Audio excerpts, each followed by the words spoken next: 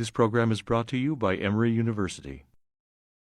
One of the things about being Christopher's friend is that you disagreed with him maybe 75% of the time. You know? But he was very enjoyable to disagree with, you know, because he, first of all, he's very, very smart, and he was also very, very funny. And also he didn't mind being disagreed with. You know, you could actually have really savage disagreements with him, and it didn't affect your friendship. You know? So, I mean, certainly at the time of the Iraq War, a lot of his friends disagreed with his support for that enterprise, and some of them disagreed very passionately with his support for it. And I mean, you know, including me. I mean, and you just had to decide. You know, somebody's been your friend for what was then more than 20 years, and okay, you're arguing about politics. Does that mean you stop being friends? And the answer was, in my view, of course not. You know? But it doesn't mean you suppress the disagreement.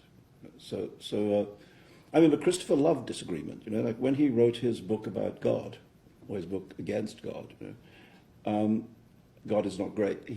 When he went on book tour, instead of doing the usual book tour where he did, you know, where you would do readings and signings for your fans, he asked the publishers to find him adversaries everywhere he went.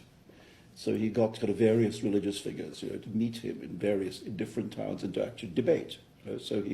So he actually wanted to have the argument, and he would, you know, set it up so that they would find the best possible adversary in wherever he was, you know. He did one here at Emory as well.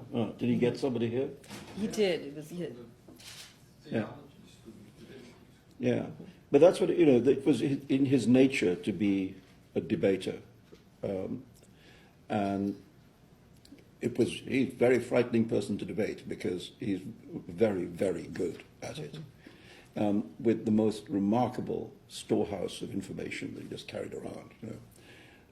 So hard to win an argument with Christopher, you know. Didn't mean you didn't have to try. But yeah, I mean, I don't know exactly what the influence on me. I mean, I can't say that there was a particular literary influence, but we were very, I mean, in terms of non-fiction, because Christopher never attempted fiction. Certainly, I mean, I valued his opinion, you know, and if I was writing a political essay or something, I wanted to know what he thought of it. And in fact, when I collected the second anthology, non-fiction, Step Across This Line, if you notice, it's dedicated to Christopher Hitchens. And that's why. It's because in that field of the non-fiction essay, not just political, he was a wonderful writer about literature.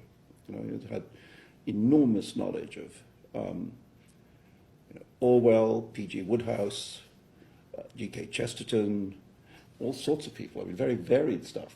You know, I mean, he and I used to have P.G. Wodehouse arguments where his ability to quote was always greater than mine. Or he would criticize what I said, as he said, no, you're misquoting it, and he was always right. It was very annoying.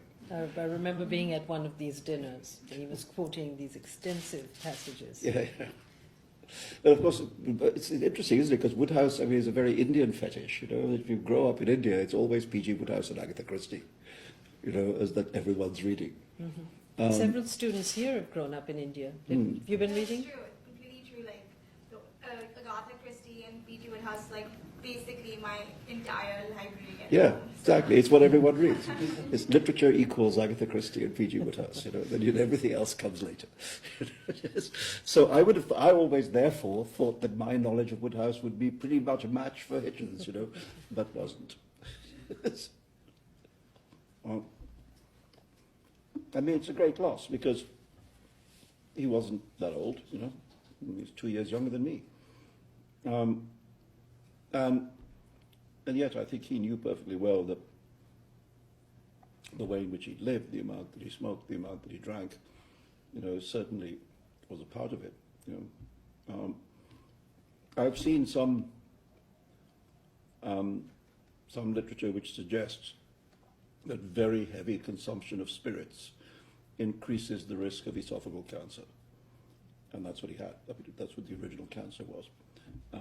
I don't mean just if you drink the odd whiskey, but I mean if you drink at the quantity that Christopher was drinking, that I think there's no question. I think he wouldn't argue with the fact that that was a contributory factor. Didn't stop him. I mean, as he said, what are they going to do? Give me cancer?